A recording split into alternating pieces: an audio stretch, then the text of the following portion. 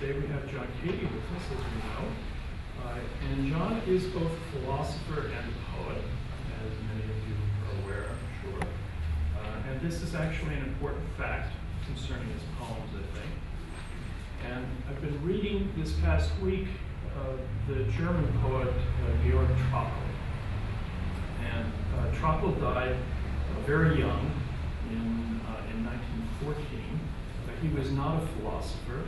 In fact, his work shows the effect of a wedge that came between poetry and philosophy. It was very, very sharp, very sharp point of division at the outset of the 20th century. Trakl's poems are very imagistic, often a single image to a single line, new image, and so forth. His poems tend to be short. The best of them, I think, are not the few efforts he made to sustain 3- and 4-page poems, chiefly because I think once one gives up the idioms of abstraction and syntactical subordination, as he did in order to write so imagistically, it's hard to develop a poem. Trakl's resistance to prosaic connectives and to propositional language is characteristic of his generation of poets in various languages, the generation born in the 1880s. T.S. Eliot, for example, wrote a number of poems which refuse the structural tools of expository prose. And his work, like Trakl's, is marked by powerful images. This is a characteristic of modernist art. Eliot, though, was trained as a philosopher. He had a very keen sense of what was excluded from poetry by modernist doctrines of style. He knew well what he was missing in his early poems. His 4 quartets, written late in his poetic career, successfully recover some of the characteristic syntactic structures and the diction as well of intellectual prose. And they do so very beautifully, as you probably all know very well. I want to remind you of Eliot's well-known lines from Little Gidding concerning a middle style, of which John himself is a master. This is a well-known passage. And every phrase and sentence that is right, where every word is at home, taking its place to support the others, the word neither diffident nor ostentatious, an easy commerce of the old and the new, the common word exact without vulgarity, the formal word, precise but not pedantic, the complete consort dancing together. Every phrase and every sentence is an end and a beginning, every poem an epitaph. John Koethe has been explicit in saying that he has drawn support from the poems of Wallace Stevens and John Ashbery. I think, though, that John's distinctive achievement is the bringing together of the idioms of verse and of analytical prose. He has written eloquently about the intellectual resources of poetic language.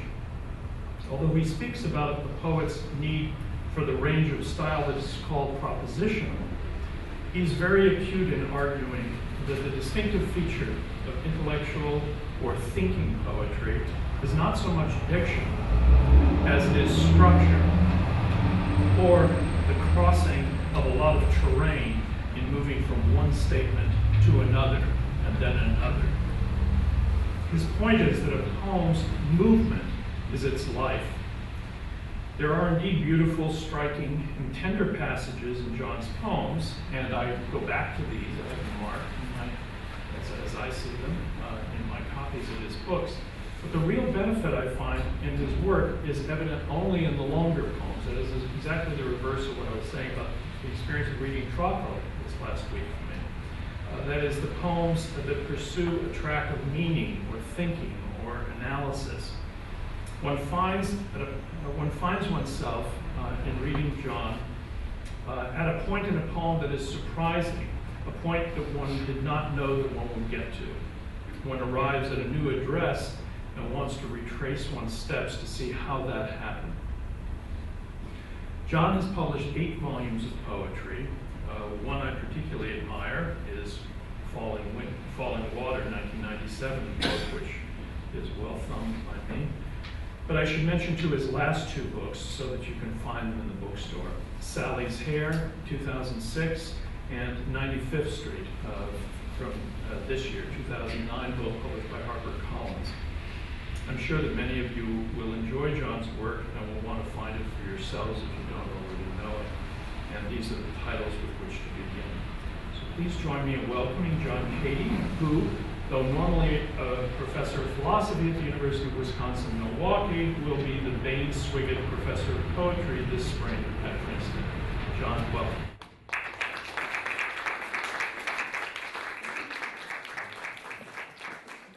Thank you, Bob, for that very generous introduction, and thank you all for coming out on this gloomy afternoon. I'm going to read mostly from this new book, 95th Street, and I'll read for about 45 minutes or so. Let's start with a poem that has a marvelous epigraph from a letter of Marianne Moore's to William Carlos Williams that reads, "Wallace Stevens is beyond fathoming. He is so strange. It is as if he had a morbid secret he would rather perish than disclose." And the poem is named after my late cat, Chester. Another day, which is usually how they come. A cat at the foot of the bed, non-committal in its blankness of mind, with the morning light slowly filling the room and fragmentary memories of last night's video and phone calls. It is a feeling of sufficiency, one menaced by the fear of some vague lack, of a simplicity of self, a self without a soul, the nagging fear of being someone to whom nothing ever happens. Thus the fantasy of the narrative behind the story, of the half-concealed life that lies beneath the ordinary one, made up of ordinary mornings more alike in how they feel than what they say. They seem like luxuries of consciousness, like second thoughts that complicate the time one simply wastes. And why not? Mere being is supposed to be enough, without the intricate evasions of a mystery or offstage tragedy. Evenings follow on the afternoons, lingering in the living room and listening to the stereo while Peggy Lee sings "Is That All There Is?" amid the morning papers and the usual ghosts keeping you company, but just for a while. The true soul is the one that flickers in the eyes of an animal, like a cat that lifts its head and yawns and looks at you and then goes back to sleep. I grew up in California and San Diego, and I think I'll read two California poems. The first is a short one called Home. It was a real place. There was a lawn to mow and boxes in the garage. It was always summer or school, and even after oh so many years, it was always there, like the voice on the telephone each Sunday evening.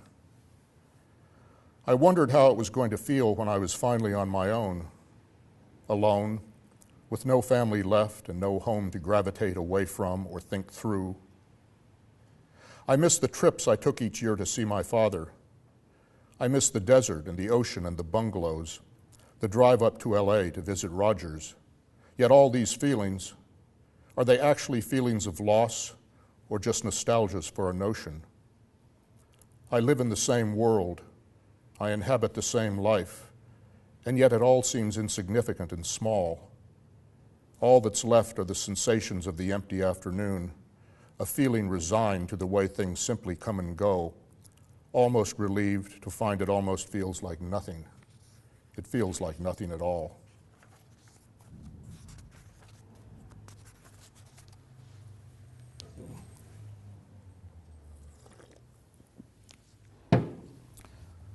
Belmont Park. I can only get there in a dream now, in a poem. The streets and alleys to the south of it are still a bit seamy, and the beachcomber is still a dive smelling of beer and urine. But the real estate is simply worth too much for any lingering seediness to last for long. The asphalt boardwalk that used to run along the beach is smooth concrete now, and the tattoo parlors and magazine shops with boxes full of dirty pictures are all gone too, along with the shooting galleries where you could win a watch guaranteed to fall apart in a week. There was a public swimming pool called the Plunge that smelled strongly of chlorine in a pavilion with Moorish overtones, California style. The dominating feature was a towering wooden roller coaster. It felt towering anyway, that always looked rickety and on the verge of collapse. We'd drive across some bridges and channels, past some phony Polynesian hotels not far from where my aunt and uncle lived, and on into Sunday afternoon. Warm sand, cold waves burning your eyes and filling your mouth with sand, and big bulbs of kelp stranded on a waterline that constantly receded and flowed back. I loved the California hamburgers. We never called them that. We'd order as the night got louder and the lights got brighter. Then it was time to go home. The poem knows where it's going. I could almost phone it in. A California past still lingering in a Raymond Chandler reverie, and then the air it wears today. I have a photograph of myself in front of their house in La Jolla my son took when we were home 9 years ago, before my father died, and all those mental photographs I'd saved began to disappear. I guess what's left is mine by definition, reaching all the way to where the endlessness begins, the way the sand does to the sea. I think of it as home, and yet there isn't much that I remember. Maybe some palm trees and the back streets on the way to Crystal Pier, which has a website now with FAQs and cottage photos, though it feels the same, confusing and banal and new on the surface, concealing something old and waiting in the dark when I go to sleep or in my imagination as I wander across the years and down a boulevard alive with bicycles and skateboards, lined with coffee and taco shops, that runs by the amusement park. I like to think there's something vaster than myself hidden in the past, to be rekindled by a word, although I know it's merely hidden in my brain, and by the time it filters through the cells and nerves and finds the air, I've no idea where it came from. I don't care for poetry readings. I never get the poems, though I'm curious about the poet. But at a woodland pattern reading Sunday before last, I heard a poem that pictured an abandoned amusement park on a frozen coast in Sweden near the Baltic Sea. I imagined ice and sand blowing through the skeleton of a Ferris wheel and the broken boards of the refreshment stands that sold cool drinks in summer. I pictured Belmont Park as it began to feel to me, a ruin waiting at the end of time, although I know time really ends. I think of it as my time, as I think of history as my life, because they feel the same. The neighborhoods and parks that I grew up in alter and evolve to suit the pleasures of the current age. The ones I keep in my heart decay and come apart with age and finally cease to be. I'm happy in my life. A breeze floats off the lake that stands in for an ocean, and there's a peculiar pleasure thinking about a Sunday on the beach with my family all around and the music of a calliope and the sound of a carousel and the noise of pop guns in the distance. They seem so close, like sounds floating across water, across a sea of love, and then another sea, reaching endlessly away. Let's see.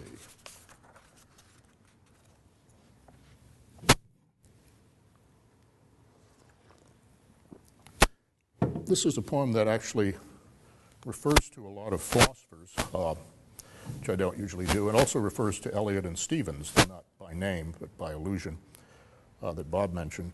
It's called On Happiness. That's O-N, happiness, not U-N. On Happiness.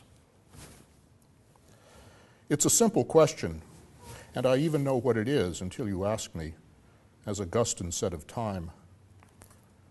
It's either too commonplace or too rare, an esoteric condition you could spend your life attaining, or a waste of time. Plato thought of it as a kind of balance in the soul between its three parts, though he called it something else. And Freud thought along the same lines in his role as the first happiness therapist, only called it unhappiness of the ordinary kind. Wittgenstein said the happy and unhappy man inhabit two completely different worlds, while Mill equated it with pleasures of all kinds, from high to low, from the pleasure mirrored in a young girl's smile to the consolations of the scholar in his cave. I'd go on, but you can see the problem. A question posed a long time ago to which different people gave such different answers concerning different things. What is X anyway? I know the sensible course would be to drop those kinds of questions and just stumble along whatever road you'd taken, taking the moments as they come. Yet some of them have been a part of me for so long. That race, the picnic at the Institute, the night of the science fair. Were all those moments the fulfillment of some plan or deep attachment, however trivial, or of some abiding care? Is that what it is? The feeling of a life brought to fruition on its own terms, whatever terms it chose? It sounds free, and yet it's rife with opportunities for self-delusion and bad faith, like the pool of water out of sunlight in the rose garden, an epiphany that seems, in retrospect, like a studied illusion. Was Ariel happy that he'd written all those poems? He said so, yet beneath them you can almost sense the fear of having lived a skeleton's life in a world of bones. Perhaps it's best to stay at home and read, instead of risking everything for what in the end might be of no more significance than a fascinating hobby, like collecting bottle caps or building ships in bottles. There are smaller choices to be made. Hanging about the lobby of a W hotel versus watching the great Downer Avenue bike race from Dave's front porch. Why do we feel the need to create ourselves through what we choose, instead of simply sinking without a trace into the slow stream of time? The evening light is lovely on the living room wall, with a gentle touch of green reflected from the trees outside. I realize it feels like a letdown to be told that this is all it comes to. A pleasant apartment on a shady street a few miles north of downtown. And yet it isn't all that bad. It offers concrete satisfactions in lieu of whatever happiness might be. And though I worry that it's something I've backed into, at least it's free from the distractions of the future and seems fine for now. As for a deeper kind of happiness, if there is such a thing, I'll take a rain check. We could go shopping for those dishes, try out the new pancake house around the corner, or grill something on the deck and watch a movie. I guess that's what we should do. Let's see.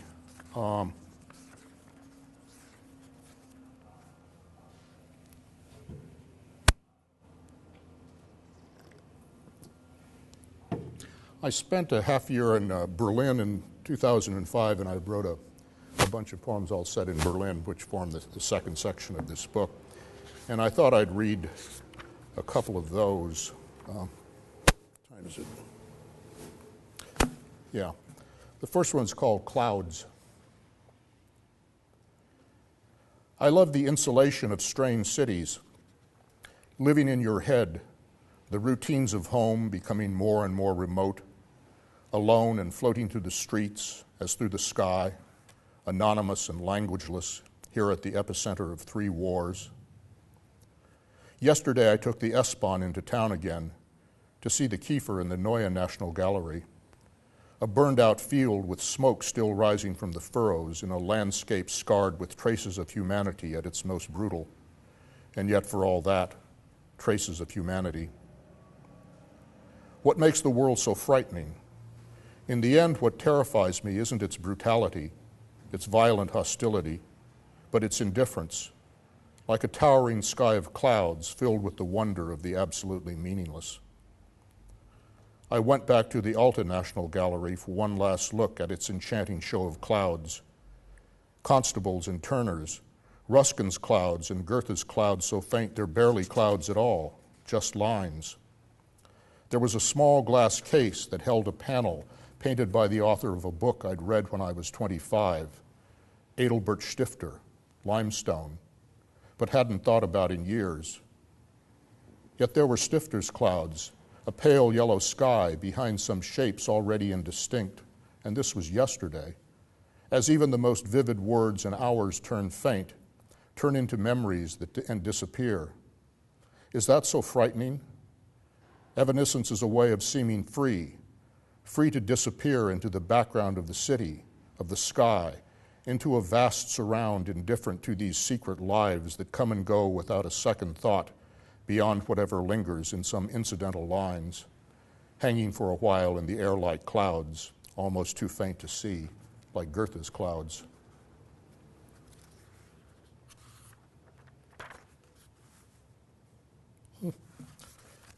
This is a little longer one. It's called Karl Marx Alley. When I try to picture Europe in the wake of World War II, I think of Slothrop disappearing in the zone, or a dull sky and a wide street stretching away like the corridor of trees at the end of The Third Man. The truth is less dramatic, for instead of programs and the clash of vast ideas, there's the tedium and minor infelicities of daily life, its infinite detail before it simplifies and settles into history.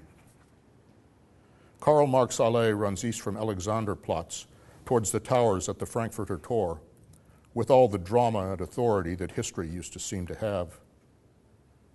It has the feel of an heroic boulevard, with walks on either side protected by a canopy of trees and lined with socialist apartment blocks you're not supposed to like, although I do. What was it like before the wall came down? Not in the abstract or the large, but day by day. I think it was essentially the same, getting up each day to the next reality, a world of shrinking aspirations limited, more or less, to what you already had.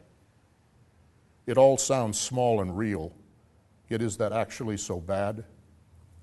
Was it worse than all those grotesque dreams that seemed to beckon from the capitals beyond the wall? Of course, one wanted to be free, but free from what? From harm, which is the freedom children have? From scrutiny, which is the empty freedom of the zone? The sense is just of moving on, refusing to look back until one day you find yourself alone and in a different country, obsessed by sentimental images of home, all sad. My impressions of Berlin come mostly from a book I read some 40 years ago, The Spy Who Came In From the Cold, that classic expose of Cold War chess. The strategy of its game is hard to reconstruct, but what stuck with me instead is a handful of snapshots, a labyrinth of empty streets at night, two figures in a spotlight crouched before the wall, and then some shots, a family laughing in a minuscule car at the moment when it's crushed between two huge converging trucks. It's hard to see beyond them, looking backwards through a programmatic lens at those monotonous facades, and in the West, the gilded concert halls and subsidized boutiques. My first week in Berlin, I watched the movie of that book in my apartment. Just some images at first, without the sound to give them context, or explain what I was looking at might mean. I take the train to town each day and walk around. Some days I stumble through a tour from an architectural guidebook I can barely read beyond the names of buildings and their dates. Last week I wandered through a tour in the east, with light snow falling as I made my way past the ubiquitous apartments and a kino. Suddenly, in a far corner of Strasburger Platz, I came upon a bust of Marx, standing in a little grove of evergreens and looking out unseen on the busy boulevard that bears his name. Across the street, a man stood on a balcony with plants, consumed by thought or daydreaming. It was impossible to tell. He retreated to the privacy of his bedroom or his kitchen, as I'd have done myself back at what is home for now in Wannsee. People memorize themselves and try to live that way forever, seeking refuge from the great surrounding storms in lives inscrutable and self-contained as jars. I see the future every day. It works all right, I guess, yet offers no suggestion of the overall design to which our lives belong, as each proceeds apace here in the realm of ends, a street comprising isolated songs whose melodies unfold within the confines of a room, and families driving somewhere in their cars.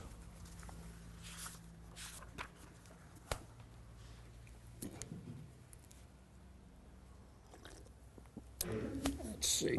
I'll read one more Berlin poem. It's set in Venice, but Berlin is in it. It's called Venetian Coda. Sometimes I dream what's called the male dream. I'm going somewhere not too far away. I'm almost there when there's a slight delay. A minor detour of no consequence, but then another and another, as I get farther and farther away from my initial destination, which becomes inaccessible. Before I left Berlin, I went to Venice, a city that reminds me of that dream. However close you are to where you want to go, the compound turnings of its narrow passageways and alleys carry you relentlessly away until you dead end at a small canal that's nowhere on your map. The late, wrecked century that started in Berlin, where all roads lead. I thought I'd find, if not the truth exactly, then at least an inkling of some fantasy that lay beneath the placid surface of the day, the remnants of some dream so many people had to die for. Instead, I watched the boats go by and clouds traverse the sky above an unreal city floating on the water. We're sure at first that something lies beyond the facts and books, but then we realize it isn't there. Whatever lay behind that slaughter wasn't in the world, existing merely in the heart, in memory, in someone's imagination, places harboring nothing real. To try to see it is to watch it disappear, stranding you a life away from where the unimaginable began, staring blankly at your own face floating in the water. This is Logos. Instead of the usual welcoming sign to greet you, there's the brute statement. This is Logos. If you make it to the island, if you make your way across the bridge and past the floating slums and sawmills and the steaming garbage dumps, the auto yard still burning with spilled fuel, and to your final destination at the end of a long tracking shot, all of it on fire, you come face to face with hell, the pandemonium of history's ultimate bazaar, a breathing mass whose cells are stalls crammed full of spare parts, chains, detergents, DVDs, where a continuous cacophony of yells and radios and motorcycles clogs the air. They arrive from everywhere, attracted by the promise of mere possibility, by the longing for a different kind of day here in the city of scams, by a hope that quickly comes to nothing. To some, it's a new paradigm, an announcement of the future, where disorder leads to unexpected patterns, unimagined opportunities that mutate, blossom, and evolve. To others, it's the face of despair. These are the parameters of life, a life doled out in quarters in the new postmodern state of nature. Garbage and ground plastic and no place to shit or sleep. Machetes, guns, and emails sent around the world from internet cafes. Violence and chaos and a self-effacing sprawl that simply makes no sense when seen from ground zero, yet exhibits an abstract beauty when seen from the air, which is to say, not seen at all. Across the ocean and a century away, a culture died. The facts behind the Crows' whole way of life, the sense of who and what they were, their forms of excellence and bravery and honored, all dissolved in their hearts, fell to the ground, and they could not lift them up again. After this, nothing happened. Plenty coups. Meaning nothing they could do made any sense beyond the fact of biological survival.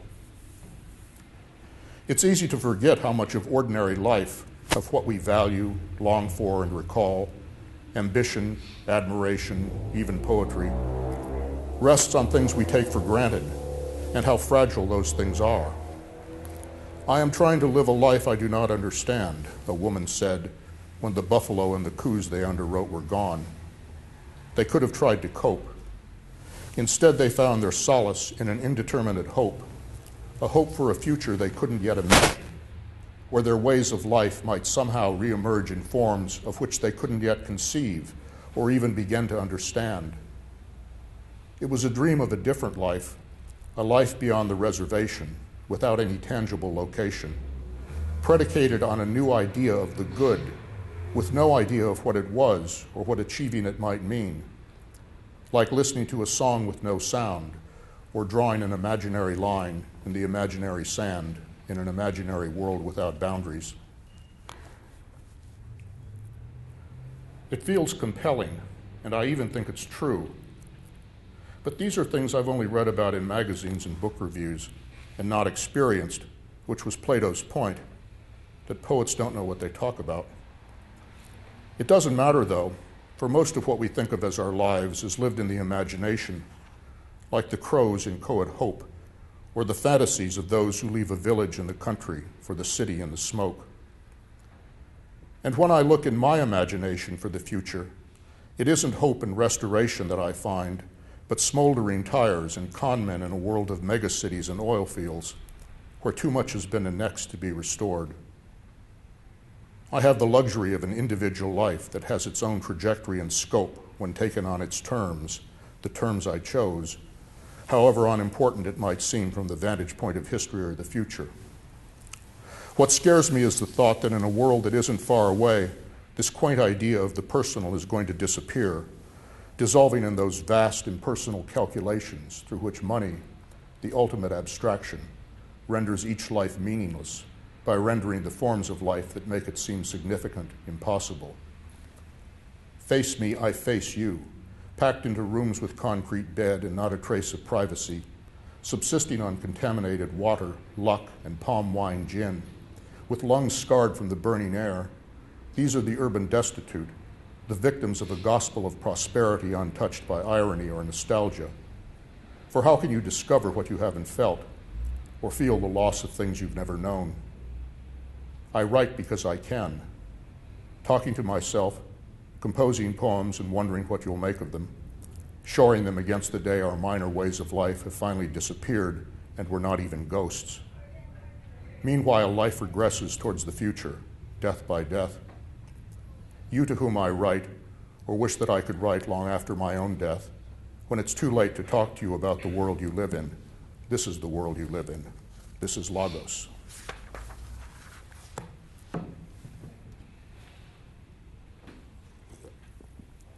Let's see. I'm going to read two more poems. One of them is rather long, but first I think I'll read a new poem that I wrote this summer. It's the 400th anniversary of Henry Hudson's arrival at New York Harbor, and the Port Authority of New York had this ceremony, and they invited 7 poets to write a poem that had some vague connection to the harbor or Hudson or something, and to read it at this ceremony at a ferry terminal about 2 weeks ago. It was a lot of fun. I couldn't think of anything at first, so I wrote a poem called The Great Gatsby, but then I began to remember things about Hudson, so it actually does have some connection to him. Anyway, it uses as an epigraph the famous passage at the end of the novel that reads, "The old island here that flowered once for Dutch sailors' eyes, a fresh green breast of the new world, The Great Gatsby." I've read it dozens of times, starting in high school. I even listened to it once on a set of records I got from the library, sitting in my bedroom by a window, looking out upon a canyon and a mountain to the east. The earnest interplay of sentiments and sentences propels you forward, past the parties and the beautiful shirts, the lists, the midtown brightness, towards the moonlight and the green light and the water waiting for you at the end. It's like the record of a dream, compelled in equal parts by personality and history, by public destiny and geography played out in private, that each time I'd pretend to share. I hate comparisons. A thing should be unique and fill its space. And yet there's something irresistible about what isn't there, the beckoning undefined that cloaks itself in metaphors, the something else that waits to take the place of what you have. It holds the promise of a better life, or at least a different one, and so I started on my quest, a voyage centered vaguely on Manhattan and whatever else that might turn out to mean. My ticket was an aptitude for SATs. My half moon was a Greyhound bus that found a passage to the east. The things you seek are never those you find. As one supplants the other, each remains unreal and unexplored, and yet the bare geography is still the same.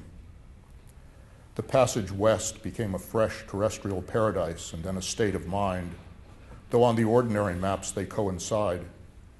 The meadows that were Harlem and the forest that became Times Square, the place where Stedon's Landing turned into a song. What started out as commerce gradually became the old idea of a new form of grace, a prolonged capacity for wonder, then for something harder to define.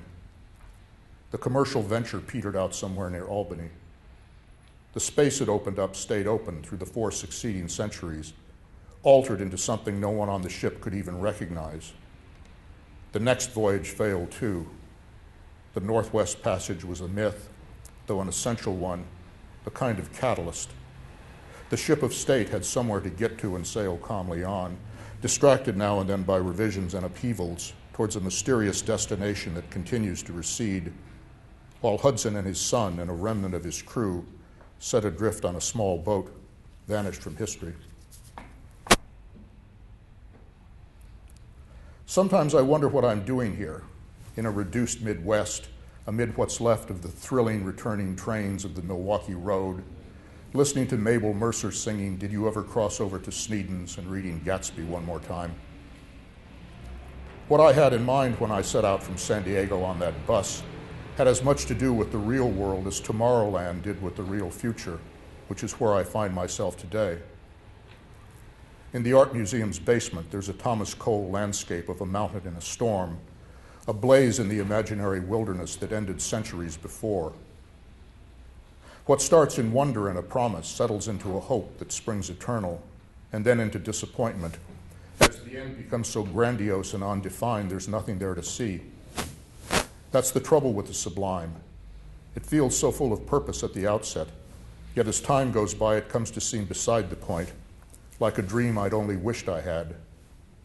Who cares if it came true? And even if it did, how would I know? I'd have felt the same, no matter what I'd started out to do. And in any case, as Gatsby said, it was just personal. And when I try to think of what it meant, I can't remember. It was all so long ago, and it was new. Okay, I'm going to just, I'll end with the title poem from 95th Street. It's a long memory poem of sort I've been writing fairly regularly in the last few years. And it's centered on a dinner I had in 1966 with my 3 then heroes, John Ashbery, Frank O'Hara, and Kenneth Koch, and then it kind of goes on from there. And there are a lot of quotations and references in the poem, but I should mention in particular that the last 3 lines or so of the poem is a kind of collage or incorporates phrases and lines from poems by each of those poets. 95th Street. Words can bang around in your head forever if you let them and you give them room. I used to love poetry, and mostly I still do, though sometimes I too dislike it. There must be something real beyond the fiddle and perfunctory consolations and the quarrels, as of course there is, though what it is difficult to say. The salt is on the briar rose, the fog is in the fir trees. I didn't know what it was, and I don't know now, but it was what I started out to do, and now, a lifetime later, all I've really done. The opening of the field, roots and branches, rivers and mountains. I sat in my room alone, their fragments short against the rune or revelation that was sure to come, breathing in their secret atmosphere, repeating them until they almost seem my own. We like to think our lives are what they study to become, yet so much of life is waiting on a whim. So much of what we are is sheer coincidence, like a sentence whose significance is retrospective, made up out of elementary particles that are in some sense simply sounds, like syllables that finally settle into place. You probably think that this is a poem about poetry, and obviously it is. Yet its real subject is time, for that's what poetry is, a way to live through time, and sometimes, just for a while, to bring it back. A paneled dining room in Holder Hall. Stage right, enter Twit. Mr. Ashbury, I'm your biggest campus fan. We hit it off and talked about the skaters and my preference for clepsydra versus fragment. Later on that night, John asked me to a party in New York, and Saturday, after dinner and a panel on the artist's role as something at a party, driving Lewis's Austin Healey through the rain, I sealed our friendship with an accident. The party was on Broadway, an apartment, white of course, with paintings, just downstairs from Frank O'Hara's, who finally wandered down. I talked to him a little about love poem tentative title, which pleased him, and quoted a line from poem about the rain, which seemed to please him too. The party ended. John and I went off to Max's, ordered steaks, and talked about our mothers. All that talking, poems and paintings, parents, all those parties, and the age of manifestos still to come. I started coming to New York for lunch. We'd meet at Art News, walk to 56th Street to Laray's, a restaurant filled with French expatriates, have martinis in the prefix for $2.50, drink Rosé de Provence, and talk, of course, about Genet and James and words like Coca-Cola. It was an afternoon in May when John brought up a play that he and Kenneth Koch and Frank O'Hara, Holy Trinity, Batman was in vogue, had started years ago and never finished. There was a dictator named Edgar and some penicillin, but that's all I remember. They hadn't actually been together in years, but planned to finish it that night at John's new apartment on 95th Street, and he said to come by for a drink before they ate and got to work. It was a New York dream come true, a brownstone floor through, white and full of paintings, naturally, with a good library and record collection.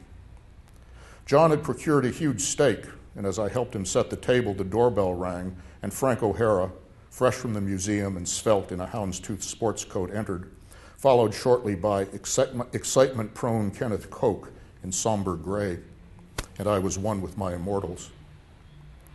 In the small mythologies we make up out of memories in the flow of time, a few moments remain frozen, though the feel of them is lost, the feel of talk.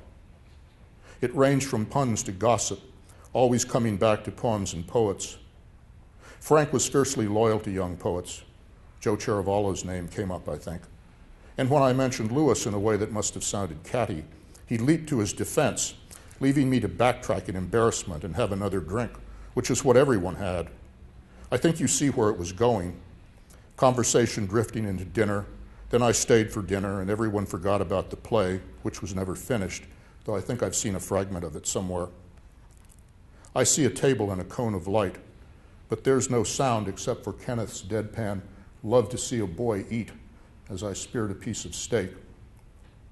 And then the only voice I'm sure I hear is mine, as those moments that had once seemed singular and clear dissolve into a general mess of imprecision of feeling and images augmented by line breaks.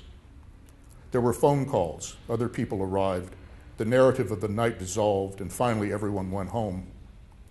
School in spring wound down, the semester ended, then the weekend that I wrote about in Sally's Hair arrived and went, and then a late night cruise around Manhattan for a rich friend's parents' anniversary bash, followed by an Upper East Side preppy bar that left me looking for a place to crash.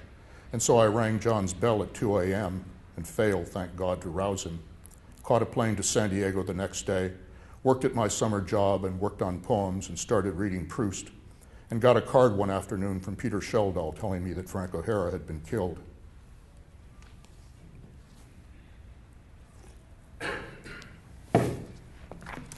"95th Street soldiered on for several years. I remember a cocktail party, the symposium of those days, followed by dinner just around the corner at Elaine's, pre-Woody Allen. It was there I learned of RFK's assassination when I woke up on the daybed in the living room, and where John told me getting married would ruin me as a poet. I don't know why, most of his friends were married. A judgment he revised when he met Susan and inscribed the double dream of spring. If this is all we need fear from spinach, and I don't mind so much, which was probably premature. Watering his plants one day, she soaked his landlord, Giorgio Cavallon, dozing in the garden below. It was where Peter Delacourt late one night recited an entire side of a Firesign Theater album from memory and set John on that path, to his friend's subsequent dismay, and where he blessed me with his extra copy of the poems, and next day had second thoughts, though I kept it anyway. Sometimes a vague, amorphous stretch of years assumes a shape and then becomes an age, and then a golden age alive with possibilities, when change was in the air and you could wander through its streets as though through Florence and the Renaissance. I know it sounds ridiculous, but that's the way life flows, in stages that take form in retrospect, when all the momentary things that occupy the mind from day to day have vanished into time, and something takes their place that wasn't there, a sense of freedom, one that gradually slipped away. The center of the conversation moved downtown. The Renaissance gave way to mannerism as the junior faculty took charge, leaving the emeriti alone and out of it, of course, lying on the fringes, happily awake. But for the rest, the laws prescribing what you couldn't do were clear. I got so tired of writing all those New York poems, though by then I'd moved to Boston, to Siena, you might say, that led to nowhere but the next one. So I started writing poems about whatever moved me, what it's like to be alive within a world that holds no place for you, yet seems so beautiful, the feeling of the future and its disappointments, the trajectory of a life that always brought me back to time and memory. I'd finished Proust by then, and brings me back to this. John finally moved downtown himself into a 2-story apartment at 25th and 10th with a spiral staircase leading to a library, the locus of the incident of Susan, Aladar, and John and the pitcher of water. I'll draw a veil over it. And Jimmy Skylar sign, "It's so beautiful," as Bernadette Peter sang, "Raining in my heart from dames at sea." The poetry still continued, mine and everyone's. I'd added Jimmy to my Pantheon, as you've probably noticed. But the night in 1966 seemed more and more remote. I never saw Kenneth anymore, and there were new epicenters with new casts of characters, like Meadow, Bob Dash's garden in Sagaponack, and Bill and Willie's loft in Soho. John moved again to 22nd Street, and Susan and I moved to Milwaukee, where our son was born. I stopped coming to New York and writing poems for several years, while I tried to dream enough philosophy for tenure. One afternoon in May, I found myself at 9th and 22nd, and as though on cue, 2 people whom I hadn't seen in years, David Calstone, Dara Park, just happened by. And then I took a taxi down to Soho to the loft, and then a gallery to hear Joe Brainerd read from I Remember, back to John's and out to dinner, as though I'd never been away, though it was all too clear I had. Poems were in the air, but theory too, and members of the Thought Police Department, who must have also gotten tenure, turned up everywhere, with arguments that poetry was called upon to prove. It mattered, but in a different way, as though it floated free from poems and wasn't quite the point. I kept on coming back, as I still do. Half my life was still to come, and yet the rest was mostly personal. I got divorced, and Willie killed himself, and here I am now, ready to retire. There was an obituary in the Times last week for Michael Goldberg, a painter you'll recall from Frank O'Hara's poems, Why I Am Not a Painter, Ode to Michael Goldberg's Birth and Other Births. I didn't know him, but a few months after the soiree on 95th Street, I was at a party in his studio on the Bowery, which was still his studio when he died. The New York art world demi-monde was there, including nearly everyone who's turned up in this poem.